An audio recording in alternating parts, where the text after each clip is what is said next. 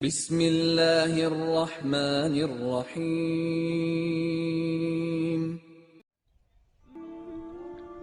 حضرت عمار رضی اللہ تعالی عنہ اور ان کے والدین کو بھی سخت سے سخت تکلیفیں پہنچائی گئیں۔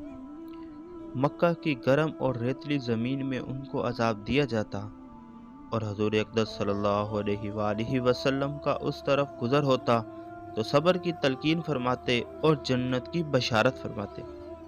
آخر ان کی والد حضرت یاسر رضی اللہ تعالیٰ عنہ اسی حالت تکلیف میں وفات پا گئے کہ ظالموں نے مرنے تک چین نہ لینے دیا، اور ان کی والدہ حضرت سمیہ رضی اللہ تعالی عنہ کی شرمگاہ میں ابو جہل ملعون نے ایک برچھا مارا جس سے وہ شہید ہو گئی، مگر اسلام سے نہ ہٹی۔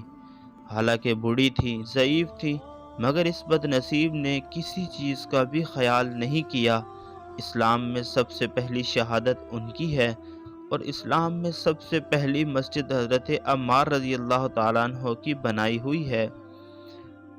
جب حضور اقدس صلی اللہ علیہ وآلہ وسلم ہجرت فرما کر مدینہ تشریف لے گئے تو حضرت عمار رضی اللہ تعالیٰ عنہ نے کہا کہ حضور صلی اللہ علیہ وآلہ وسلم کے لیے ایک مکان سایہ کا بنانا چاہیے جس میں تشریف رکھا کریں، دوپہر کو آرام فرما لیا کریں اور نماز بھی سایہ میں پڑھ سکیں۔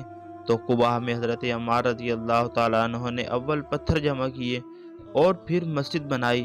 لڑائی میں نہایت جوش سے شریک ہوتے تھے۔ ایک مرتبہ مزے میں آ کر کہنے لگے کہ اب جا کر دوستوں سے ملیں گے، محمد صلی اللہ علیہ وآلہ وسلم اور ان کی جماعت سے ملیں گے۔ اتنے میں پیاس لگی اور پانی کسی سے مانگا، اس نے دودھ سامنے کیا، اس کو پیا اور پی کر کہنے لگے کہ میں نے حضور صلی اللہ علیہ وآلہ وسلم سے سنا کہ تو دنیا میں سب سے آخری چیز دودھ پیے گا، اس کے بعد شہید ہو گئے۔ اس وقت 94 برس کی عمر تھی، بعض نے 1 سال کم بتلائی ہے۔